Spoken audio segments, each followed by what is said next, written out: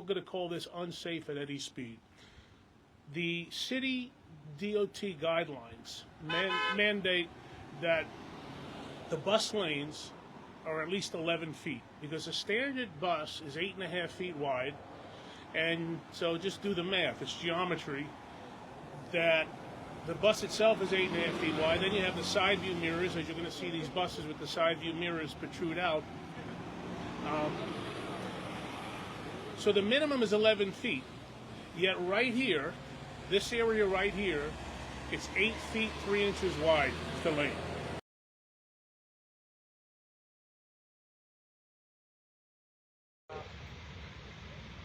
Okay, so we're at the corner of the section of Forest Avenue, Boulevard. Proceed in a reckless way to this bus lane that's going to impact in a negative way hundreds of people. And again, the plan is to create a bus lane in the morning and in the afternoon on either side, and force people, many who are disabled, elderly, have illnesses, whatever the case may be, to park 7/10 of a mile away. Just think about that, folks. If you're sitting in Great Kills or Westerly or Tottenville, you have a parking spot in front of your house. Now the city comes along and takes away that stuff on the street, the space along the street. You're going to have to park 7/10 of a mile away. That's what the city wants to do intentionally. We're fighting them every step we can. But we've just become aware, because as you can see, they laid down these lanes, and we're going to call this unsafe at any speed. The city DOT guidelines mandate that the bus lanes are at least 11 feet, because a standard bus is 8.5 feet wide, and so just do the math. It's geometry that the bus itself is 8.5 feet wide. Then you have the side view mirrors, as you're going to see these buses with the side view mirrors protrude out. So the minimum is 11 feet. Yet right here, this area right here, it's 8 feet 3 inches wide, the lane. So what's going to happen? You have, by definition, the bus itself is wider than the lane.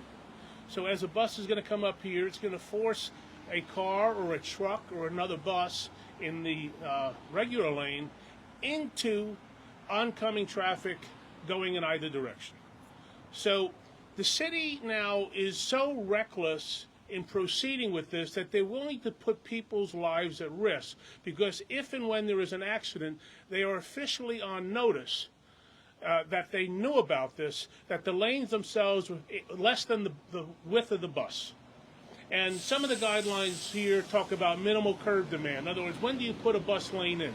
Minimal curb demand. That is whatever city speak for.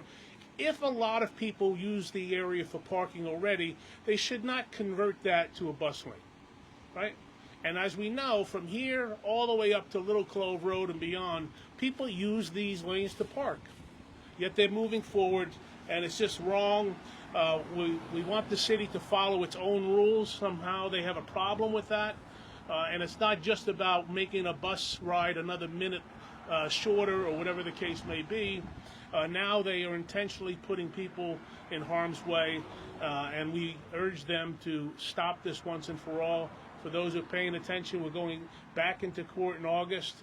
There was an order to show cause. The motion was granted to stop it. The city appealed it, and they're proceeding, which is why we are here.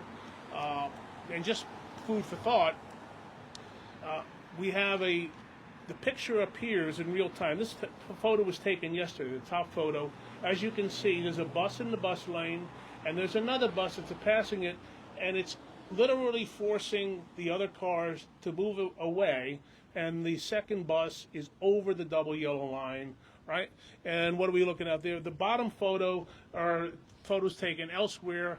No surprise, the bus lanes in Brooklyn and other parts of the city. We have specific examples here on Nostrand Avenue and Avenue I believe. The bus lanes there are 12 feet. So in other parts of the city, they're doing 11 and 12-foot bus lanes, but on Staten Island, once again, we get the short end of the stick. It's 8 feet 3 inches. And the person who's been fighting with us every step of the way is Assemblyman Sam Pirazzola. Sam?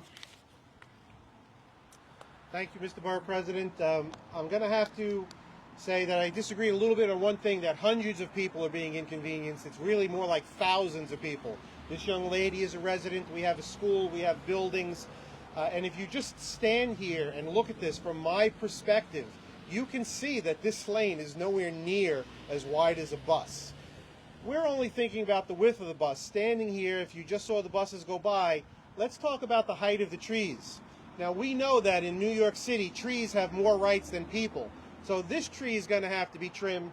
This one may be okay, but if you look further down the street, all of these trees are going to have to be trimmed before this lane can go in, because you can't knowingly have these city buses hitting all of these trees. So it's a problem every way. And this is a classic example of the city saying, we're going to do it because we can. We don't care who you are. We don't care what you have to say, but this is what we want. We all know that New York City has a war on cars. They also have a war on Staten Island, and it's a big problem. So I have to thank the borough president very much and everyone else who's working on this, because, you know, if we talk about this and even battery sites, you know, we were able to close a couple of down. Maybe we'll be able to be successful here because somebody goes out and tests everything that needs to be tested. Who would have thought, let's go measure the bus lane? But just take a look at it. It's obvious it doesn't work. Okay? So I want to thank the borough president for that due diligence, everybody that's involved. This really needs to stop. It goes into the judicial process because there's no common sense when it comes to New York City. There's absolutely no common sense when it comes to Mayor Mondami. This is do what I say because I say it, and that's all there is to it. When we live here, we have to live with the consequences of your bad decisions. So thank you very much, Mr. Borough President, for doing this, and I hope we are successful in August. I can't see how we're not, but then, you know, we have the review process, and then we're going to probably wind up in front of a judge who doesn't live on Staten Island. Thank you. Thank you very much, Assemblyman. Appreciate your ongoing fight, and you use the words war in Staten Island. That's pretty much what we have, because this is just one of many things that are coming out of the city. We don't want them. In fact, some of these proposals are brought before the community board and other elected officials, and they're unanimously rejected, and yet the city proceeds accordingly. So in other words, why even pretend to have input if you're not going to even listen to the people who live here and work here and own businesses here? You know, my grandmother used to have an expression, is 10 pounds of sausage in a 5-pound bag. This is like 12 pounds of dirt in a 10-pound bag. That does not work. The math does not work. It's unsafe at any speed. The law department, the city of New York, I hope you're listening, because when there is an accident and the city is sued for millions of dollars, you will notice that this happened on your watch. And once again, we tell the story. Sam and I we don't live around here, but we're the voice of the people around here. But somebody who actually lives here and speaks in our own voice is Tori Boria. Tori? Thank you. Good afternoon. I'm a resident over here. Thank you. I'm a resident over here at one of these buildings that is going to be affected by this bus lane. This bus lane will dramatically reduce the quality of life for hundreds of residents in our 4 rent-stabilized buildings. DOT previously found buses already flowed well here, yet this project moves forward despite 500+ petition signatures and countless testimonies. Please don't sacrifice the people who already live here. That's including the disabled, the elderly, and the people that work swing shifts and only get about 4 hours of sleep between their shifts. We deserve to be heard before our neighborhood is permanently changed. Thank you.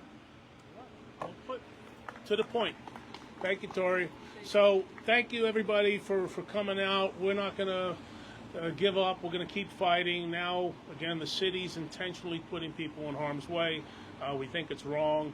And it's fine. Like, just admit that we made a mistake. It's cool. We all make mistakes. And just give the people their lives back.